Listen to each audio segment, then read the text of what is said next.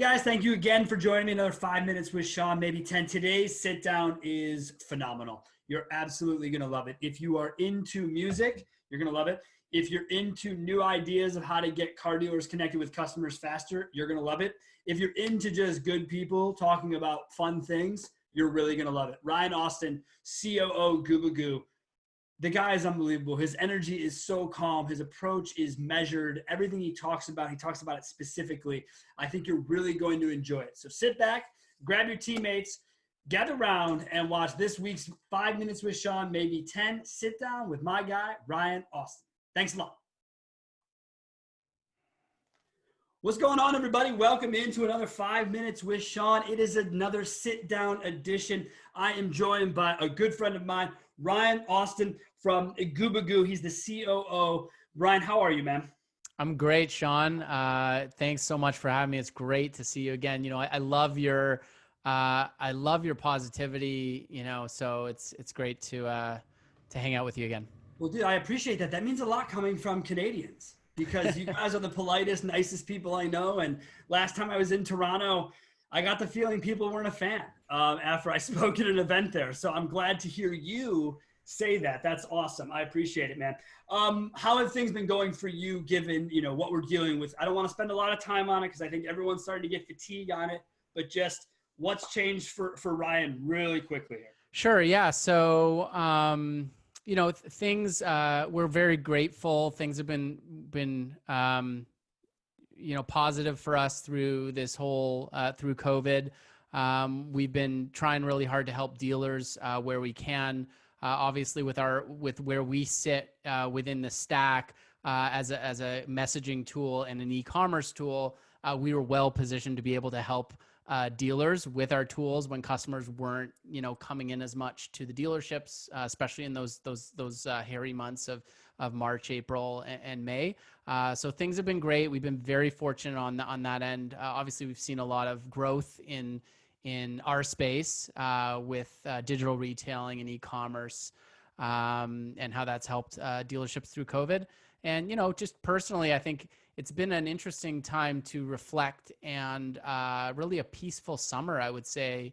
Again, I'm very fortunate to be in a place where we've been able to I've been able to have some peace over the summer. So I think it's been an interesting time and one that, you know, we'll reflect on and remember forever. So I would agree. Peaceful summer is a good way to put it. I already live out in the middle of the country, so I pretty much live in a peaceful environment. But in general, when you don't see as many people on the roads or traveling and things are different when you go to areas where you'd expect to see a crowd or you'd expect things to happen.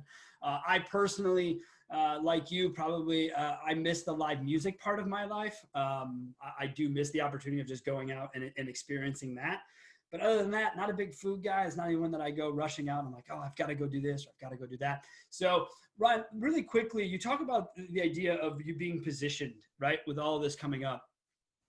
How much, because I saw it in the data that I see from you guys and other chat providers, but how much real growth did you see in the chat sector? We'll get into the digital retail side of it, but just in your volume, did you see a gigantic growth, more than you thought, less than you thought? Like, obviously, once it happened, you guys probably thought, all right, this is going to do something to us. Did it deliver on that? And what did it look like? Yeah, I mean, it was actually tremendous. We didn't know how, like, you know, we anticipated that there would be growth in the messaging channel during the months of March, April, and May. And really that did come to fruition. So we saw pretty explosive growth in customers messaging in to dealerships and traffic coming through. I don't actually like the word traffic, messages coming through because it dehumanizes I like customers. Activity. That's yeah, how activity. We just have a high level of activity, and that's the nicest way that I've found to put it. Yeah. So through the months of March, April, May, the chat volumes were massive, and we saw, you know, I don't have the numbers off the top of my head, so I don't want to throw anything out there, but we're talking, you know, well into the double digits growth. Whether you're looking month over month, whether you're looking at year over year. Yeah. And so, you know, which made sense. But we were able to we had the infrastructure in place and the staffing in place to be able to handle that. So yeah, it was really it was a challenge for us, but our team rose to it. I would say that I found it interesting while looking at some historical. I'm a historical data nut when it comes to vendors and how we do everything that we do here at CarBiz. And so when looking at your data over the last 2 years at a specific number of dealerships, right, and being able to say, okay, how did it move? I watched the whole number spike, which I would assume the whole number would spike based on engagement, right? Because more people are doing it. But what about the conversion part? So that's what I dug into. I said, okay, I'm going to take, I get that the traffic's there because we knew that would be there, but are they converting more of them or less of them from a year ago by a percentage base? And I found out that you guys were converting more of them by a percentage base. And then I started to really dial in one more step, which was, of the dealer I'm looking at, did he or did he not stop, or she stop doing advertising when COVID hit? Because here in the US, that happened almost overnight, right? People were like, okay, shut it off, shut everything off. And so they had a period where they weren't engaging. Mm-hmm. Did you guys see any differences in how you were converting as a tool, considering maybe those dealerships eliminated a bunch of kind of, I won't say garbage traffic, let's just say lower funnel traffic or higher funnel traffic? They got rid of it. And then your tool is better suited for low funnel anyways. Like, did you see any more conversion from your tool into make it easier, I guess? Yeah, so we did see, so when we think about conversion, we are looking at, and there's a number of steps in the funnel you can look at, right? A unique visitor a shopper coming to the site. Are they then starting a chat? Are they starting a virtual retailing deal to build a deal in the e-commerce tool? And then are they converting into a lead? So through the months of March, April, and May, basically we saw a up and to the right increase in that UV to lead metrics. So customers who were actually coming to the site were in fact converting higher than they were in the previous months. After May, we saw it level off a little bit because it had gone up so much. Yeah, but it's also because they returned back to spending behavior. That's the interesting. That's why I was going to ask you what your benchmark month was, because May is where I would have pinned most people coming back to me saying, "Hey, Sean, all right, like let's look at spending back the money. And they scaled it though. I mean, none of my clients went back to where they were pre-COVID, if you will. They've all, because I use a metered approach, right? So I mean, if we're going to go back, let's do it in 25% chunks of whatever was going on previously. Mm-hmm. So that way you can measure it and say, because right now, I don't know. I mean, inventory is what it is, Ryan. So right now we're kind of patting ourselves on the back for selling cars that are, it's never been a better time to buy a car in people's lives. And they've never had more disposable income based on no travel, no expense, working from home. I mean, the list kind of goes on and on for some folks as far as what I'm hearing feedback wise of why they're doing it. So that's awesome to hear. When we talk about chat though, I want to ask you talked about this a while ago. You performed a CTA takeover, right? Yep. On a website. Now that's as much context as I think I got from it. Maybe I didn't read it deep enough because, as mentioned in our pre-show, not a big reader. But my question to you is, can you give me the story and show me how we got there? Yeah, absolutely. So essentially, let me sort of set the mindset of where this CTA takeover came from. So we were seeing that form submissions were going down, and all the data was telling us that people don't like to submit forms, and there's a lot of reasons why starting a conversation is a superior method of communicating with the dealership than forms. If you're submitting a form, what happens is the dealership then needs to follow up with you and chase you to try and get you on the phone when you're a customer on the site and you want help right now. So a conversation gives you that help right now. And in fact, we see when a customer starts a conversation and the dealer actually communicates with the customer in the chat, there's a 90% increase in lead to sale versus customer just leaving a message in the chat. So all that to say that we recognize this shift from forms toward conversations. So we launched this feature we call Live Plays, which essentially allows you to launch a custom chat workflow or a pre-configured workflow, such as get a trade-in valuation, book a test drive, book a service appointment, and runs the customer through that flow. And you can trigger that from any event. The most common event would be a button click. So a test drive button on your VSPs or your VDPs, or a schedule service button or a test drive button, anything like that. So we launched this feature where dealers can launch these custom workflow conversations instead of popping a form when the customer clicks on value your trade or book a test drive. And so we thought we should also be eating our own dog food. So what we did was we took all of the CTAs on Gubagoo.com, such as book a demo is probably our most prominent one. And instead of launching a form, we launched a conversation. We launched a live play. So we hooked it up. So there are no lead submission forms on Gubagoo.com at all. We've killed them all, and we've moved fully to conversations. And what we saw in the data that on Gubagoo.com was that conversion on booking a demo actually increased 2x. So 100% increase in conversion versus the form. And we've been seeing the same thing from dealers as well, who are giving us anecdotal feedback on the feature by replacing their CTAs with conversations. Okay, so let me see if I, because I understand what you've done. I love it. I'm all about it. When you look at the whole number, did you see more or less conversations, or are you just stating that you've improved the quality of the lead? Okay, whatever, right? Of the opportunity. Is that what you've done? Did you see the volume shear down when people weren't filling out a form, or did you have more conversations than you did forms previously? There were more. So the end result that the end result we want is a sale, but yes, the key on the website is to get a high quality demo booked, right? Yeah.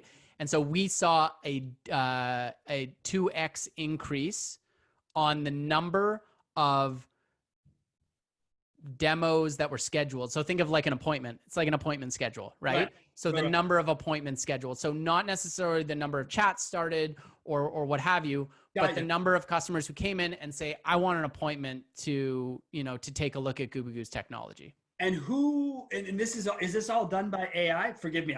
When you say workflow, sure, is that what the workflow is, or is this someone on your end walking them through a workflow? How does that part end up? Sure. So we have several pre-configured. So there's both. The answer is both. So we have pre-configured workflows that use what we call assistive technology, which is essentially AI.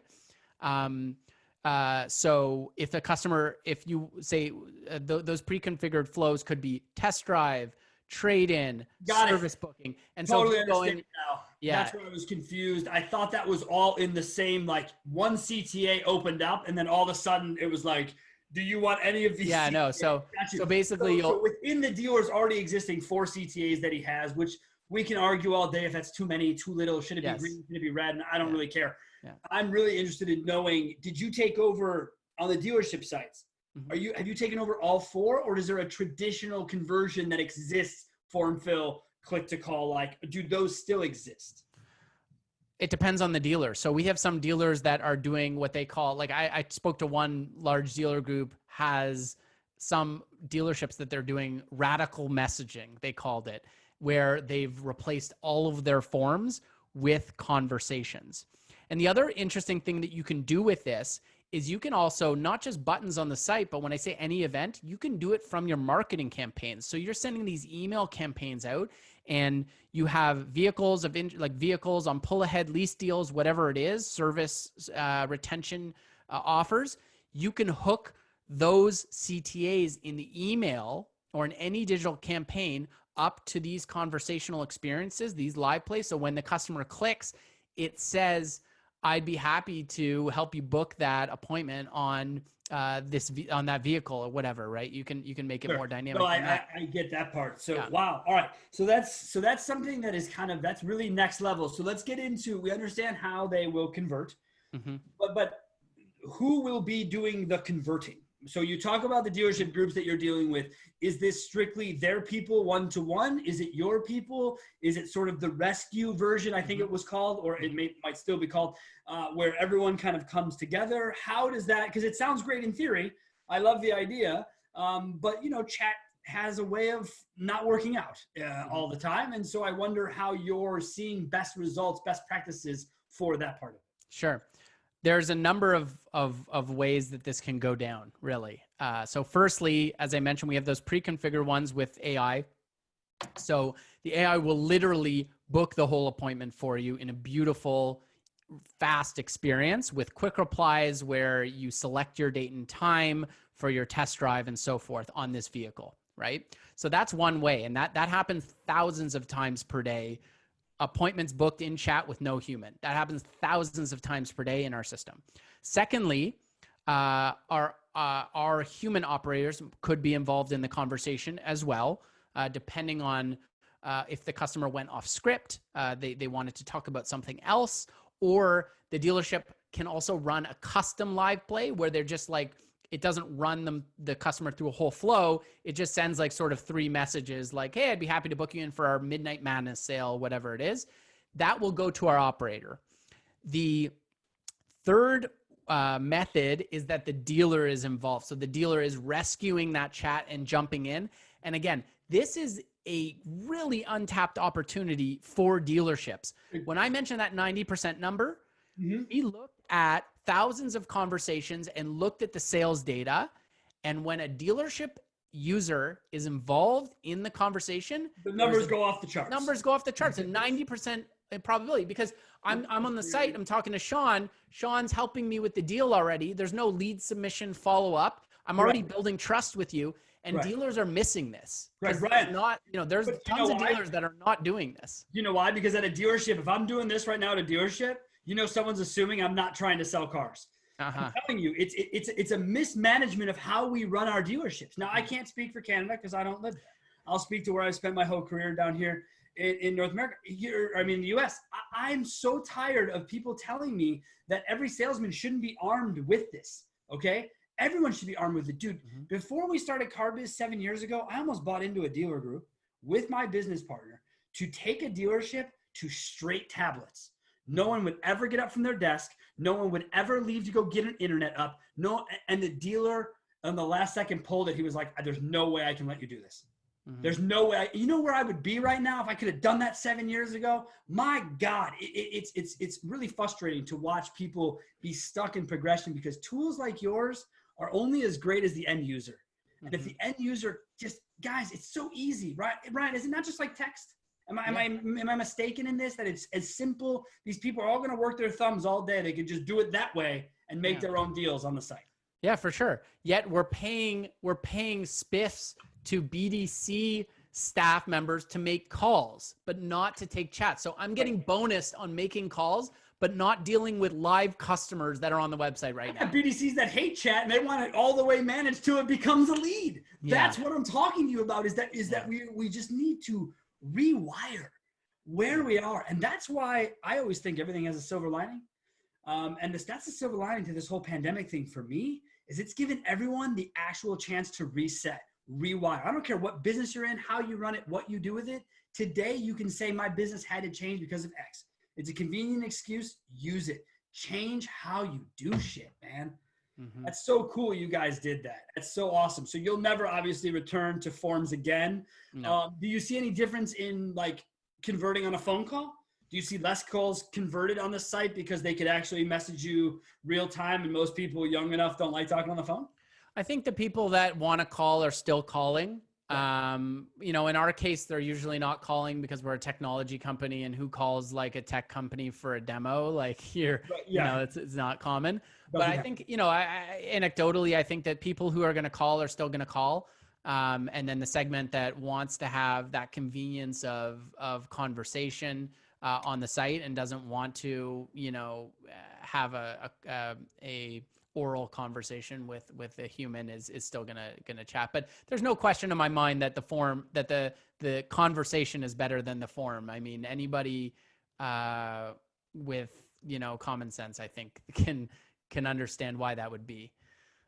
So So I'm impressed. I love it. I think it's great. I've actually shared it with other people, buddies of mine who run BDC companies that are getting involved, that are doing it. I'm going to do my best to continue to educate our mutual clients, of which we have many, and make sure that they understand the value of the whole product, because some of them are in centralized BDCs. But what if we could just skip that and put it directly into your hands? Into your people's hands, right? Or whatever the case might be. So great work there, man. How did that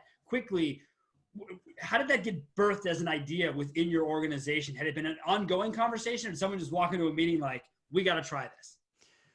Oh, that's a good question. Ideas come from so many different places. And I can't remember exactly where it came from, but I think, within our product team, we were just discussing why we needed to have forms. Why can't we just drive it directly to a chat and a conversation, sort of exploring the purpose of forms. There's one other element that's really interesting, though, that you touched on, which is this concept of shortening the funnel and skipping elements of the funnel. Because when you do this, you no longer have the lead submitted through form, go to CRM, now check the CRM, call customer, email customer. You're skipping all of these elements of the funnel and really accelerating the sales process and the revenue process. Correct, which at its core has nothing to do with digital retail. Mm-hmm. It doesn't. It has to do with the ability to remote retail, to work with people, to get them to their end result. What if people aren't comfortable because they don't want to put their social into the internet? What if they're okay, why don't we work with them via text to get them into our dealership comfortably, get them all the paperwork ahead of time. They can pre-print it and sign it themselves and come in with it. There's a million ways to do it. And when we were selling cars remotely, starting in 2005, people thought we were out of our minds. And I could never understand why. And I could not have been more fortunate to work for an owner who trusted me implicitly and really wasn't a car guy. He had many other interests, already had wealth, just decided to sort of get into it deeper. And it was amazing to be able to break the shell. And that's why I try so hard now to get people to realize that's what we have to do. And products like yours and people who are thinking this way is where we're headed. This pandemic just accelerated. That's all this did. You were going to get here sooner or later. So now you're here. Let me ask you, I don't know if you can answer this, because I know there's legal that goes with this, but did the pandemic and everything that happened with it, did it accelerate or make your OEM agreements more difficult? Because I noticed over the last 6 months, you've been more in that world, and more people are bringing it up as, hey, we're co-op here, we're this, that, right? Where I didn't necessarily hear that for the first couple of years of your business, whether you kept it to yourself or it wasn't a part of the play. But did it accelerate those deals or make them harder? Yeah, sure. So, we did our first OEM deal in 2012, like near the beginning of the life of the company. And we, every time there would be a program, for the most part, we would be added to it. So we'd been growing our OEM program base for a number of years. Now, to your observation, when COVID hit, I think that the OEMs made a concerted effort to push their dealers to do more remote selling activities, right? And so that might mean being more aggressive on the programs. That might mean offering co-op on the programs, because they recognize that they really needed to provide incentive and push tier 3 toward using all these tools. So new programs popped up, and OEMs were getting more aggressive, I think, around enabling the remote selling tools. So we added a number of OEMs through COVID, and it's still happening, especially in the digital retailing space. As that starts to progress and mature, we're seeing a lot more OEM deals there now. Yeah, that's interesting because that's what I thought. I thought you guys had been in the OEM game for a while, and it wasn't that. I figured it was more of the OEMs pushing it on their programs and then on their people. Because as again, I won't get into this with you because you're at a much higher scale business, but OEMs can be that way. So we'll just leave it at that. And when they want to press, they press, and we can move forward. Yes. So also recently, I saw you talking about time management. Now, we talked in pre-show that you're a dad of 2 young children. You are the COO of a largely successful tech company. How is it that you go about managing your day? I think it was like a clear Thursday or something to that effect. I remember it being about a day of the week that just had nothing on it, and I was intrigued. Yes. So firstly, I think great time management, obviously time is our most valuable resource. It's something you can never buy more of, right? And, using it effectively is really, really important. And not a lot of people think about it. People do think about it, but, I think it warrants probably more thought than any of us could give to it. So I think it starts firstly, I'll talk about Clear Thursdays. Firstly, it starts with good habits. So that means getting a good routine, particularly in the morning, limiting distractions during the day. It's so hard to do, limiting distractions, but, pausing notifications for an hour or 2 hours if you have something to do, but really getting a structured routine throughout the day, that will put you in a healthy mindset to be effective. And I'd say another thing, I've been working from home for 6 years. So, and I think you've been working from home for a long time too, right? I have, yeah. So this is not, to me, this is nothing new at all. Ryan, the only reason you and I ever met was because of a party that we sponsored. I remember when it happened too, because you were with our favorite, my favorite Canadian, and probably one of yours, Noah Kaufman. Yeah. And shout out to Noah. I'm going to send this. Shout out to Noah, the best, and the best there ever is and was. Just a great dude. So bow down. So and that's, I remember you saying, yeah, man, I don't get to these things often. I'm sort of the at home guy. Yeah. I was going to ask you. So this routine thing, this isn't COVID related for Ryan. This is Ryan trying to help others now that they're in his world, right? And now that it's weird, man. I used to love Wednesday afternoons because everyone was at work.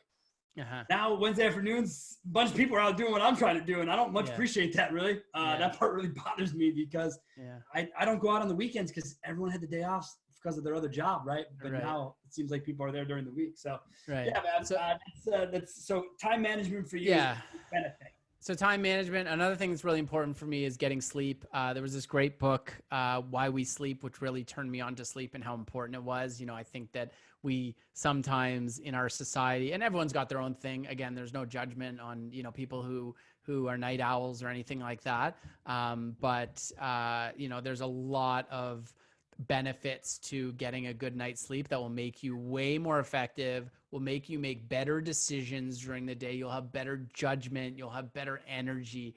So that was a really important thing. Clear Thursdays. So this is something where, we have a fairly large team. And there's a lot of meetings that have to happen. Firstly, I'll say on meetings, that we have a philosophy to default to asynchronous communication. And that's a fancy way of saying, if it can be in Slack, if it could be an email, if it doesn't have to be a meeting, then do it that way. And the person can, read it and respond when it's convenient for them. Right, but how many less meetings does that really lead to? All right, because I got a real meeting problem, Ryan. It's part of my whole, I don't like corporations. I don't like meetings. I've done multiple podcasts about how dumb I think they are. Yeah. So I really need you to come with me. Has that changed the number of meetings you have? It does. Yeah, it does. So for instance, we have goal setting. We use an OKR system for goals. And we were going to do reviews of those in a meeting. And instead of having 4 meetings to review the OKRs, we say, okay, send them an email. If we have questions, or we'll respond. If we need to set up a meeting, we'll set up a meeting. So we killed a meeting that way. So that was really good. I love it. Yeah. The other thing is, like, if you can do something one time and have people then be able to leverage that, such as documentation, writing it out so that you can just send it to them every time. That's great too, because you don't need to repeat something. So what I was speaking about with Clear Thursdays was that this was something that was born out of a acknowledgement, a realization on my part that I was having trouble finding time to work on important but not urgent projects. And there's this whole Foursquare, it's in like 7 Habits of Highly Effective People, and probably some president mentioned it or whatever.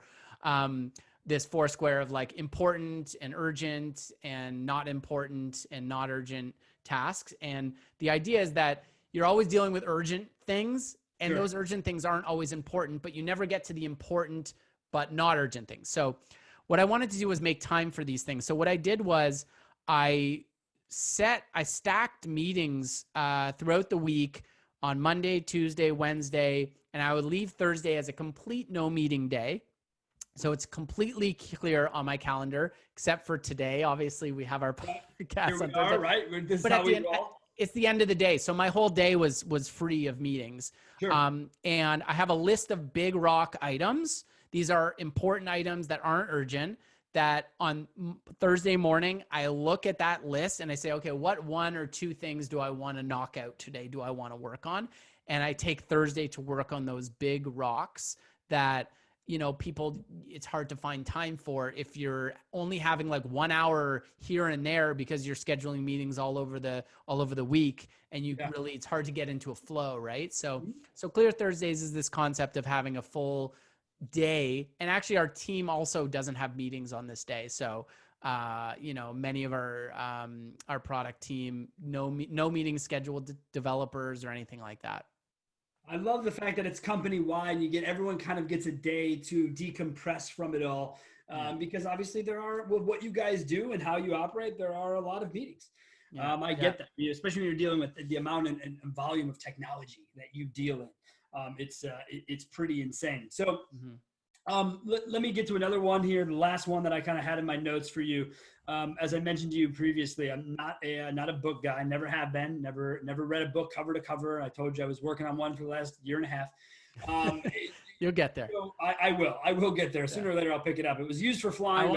I want a full report. I want a book report. Look, I mentioned on the show, I'm going to do a full thing about it because I have notes. I got my highlighter on. I got all this shit in there that I want to do. It's just, I'm not interested in sitting down to do it. I don't know why, but I will. So, right, you made it sound like in the post that you not recently got into reading, but potentially have upped that game or doing more of it.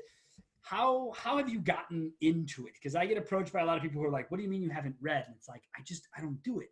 How have you ramped it up, man?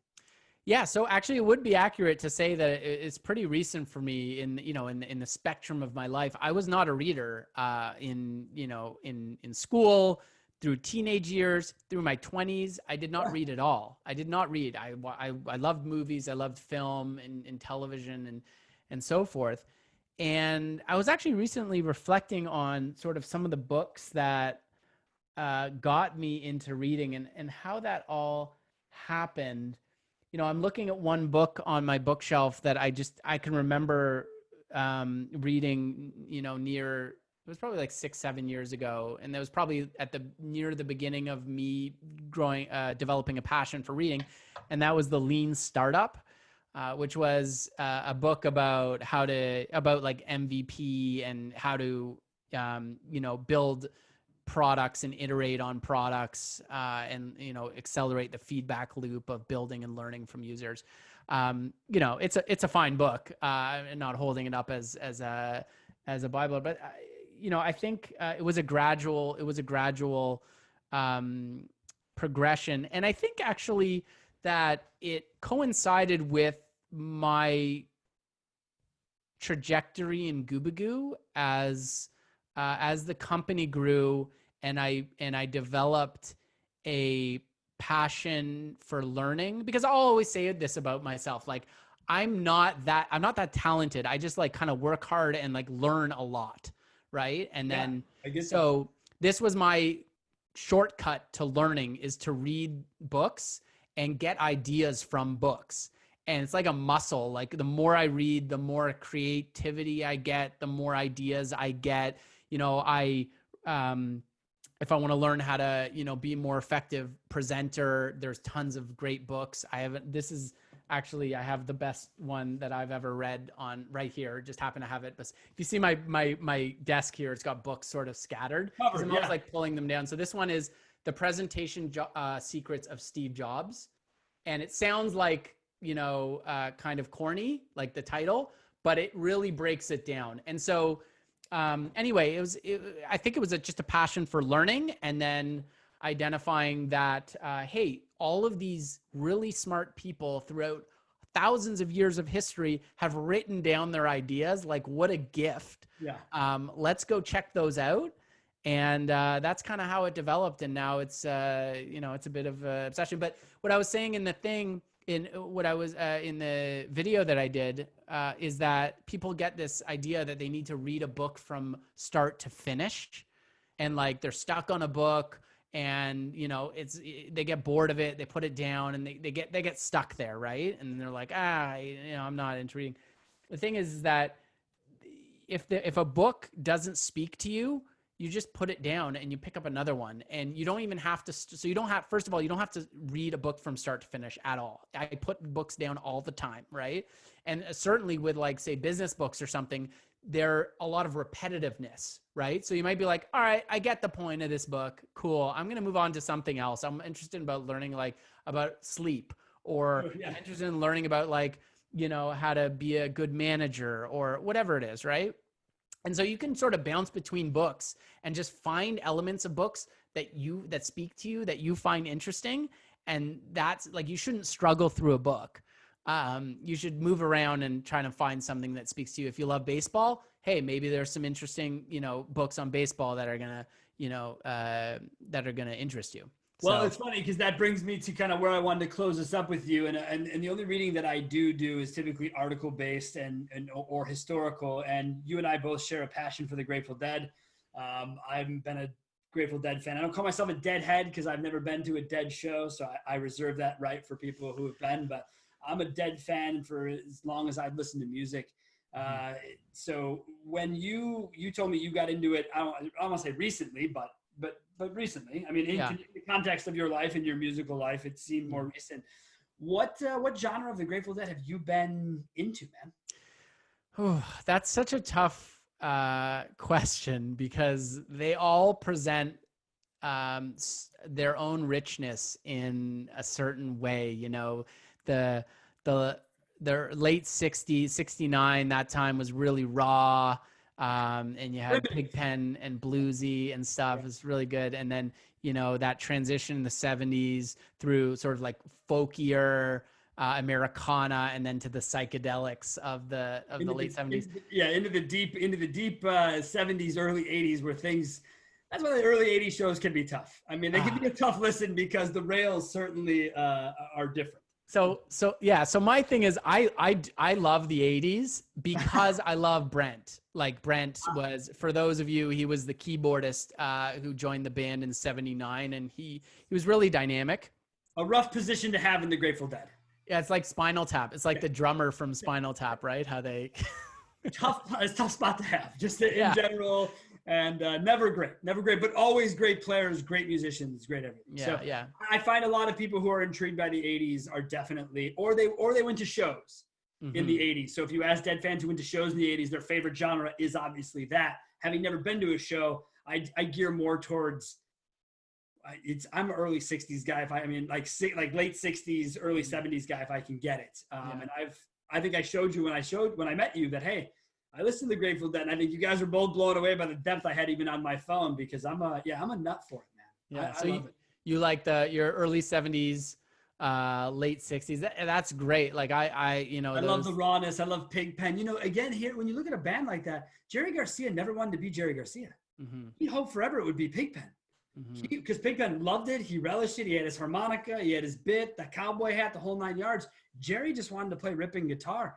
And the more I've read about him and his life, that part of it really bothered him, which led him down some, darker roads with regards to, drugs and taking care of oneself. So I think there's a lesson to be learned in how you start off based on where you finish. Yeah, I mean, it was really a sad story with him, but they were able to bring joy to so many lives. And the fact that we're still listening to it to this day with such intense passion shows that were 40 years ago. It's quite amazing. So. Nothing makes me happier than hearing my favorite Grateful Dead Canadian, David Lemieux, come on Sirius Radio and tell me it's, today in Grateful Dead history, 1971. I'm like, oh my God, I'm totally listening to this. I'll stop my day. I'll do whatever I'm doing, or I'll hit pause till I can go back and listen to it. But yeah, dude, it's interesting how that sort of thing can bring you joy. And you look at the iterations of that band and what they've done. And now, if John Mayer wants, he could take this on for 40 years by himself and fill in all the band members behind it and just continually rotate in, because the music is written in such a way and during a time with passion and energy, because it was about music. They never did it to make money. That's why they toured. They were one of the biggest grossing tour bands of all time. And that was before inflation. Like they were doing this when it was weird to people. So yeah, man, that's do you find yourself, how does music play in your normal day? Are you always on in the background? Are you a guy who takes time, put it aside while he's cooking? How do you deal with music? Yeah, I used to be more, I think, part of the soundtrack of my life when I was in my 20s but I work in quiet pretty much because it's too, why? Because it's too distracting for me. Like I'm listening to the riff. I'm listening to the riffs. I'm listening to how the different instruments are interplaying with each other. So it would be way too distracting for me. On the weekends, though, it's always on. My kids love the Dead and others. Like they love the Beatles and Bowie and stuff. But it's, I listen to a lot of podcasts during the week, I'd say, when I'm like out walking or whatever. Which is amazing too. Again, it's like all these smart people having conversations and you just get to like listen to them having conversations. And it's free, by the way. So well, I was gonna say, Ryan, that's what we're giving to people right now. That's right. I know it feels like we're just a couple of dudes chatting, but again, I don't draw big Spotify numbers, but I do okay, right? And people are gonna hear this, and that's really what I wanted people to hear from you. Was I love the business perspective of what you guys done with the chat takeover, but just from a human perspective, you're someone who stood out to me as just different in the way that you approach things and what you post, and you really support that message. So thank you for bringing your true self out there. I don't think enough people do it. I think people give me way too much credit for doing it. I don't know any other way. So if you asked me to do something different, I would be hard pressed. But you do it, man. So thanks a lot for joining me on this show. I really, really appreciate you taking the time. Yeah. Thanks so much, Sean. And for those kind words, it was a pleasure. And I love what you do too. The positivity is infectious. It's awesome. So keep doing what you do, man. And, it was a great time. It's great. I really appreciate it. We'll keep doing it. We don't know any other way. Guys, you will want to join us every week on Mondays. You get to see Ryan this Monday, next Monday. I don't even know. You'll see. Tune in. Thanks a lot. We'll see you then.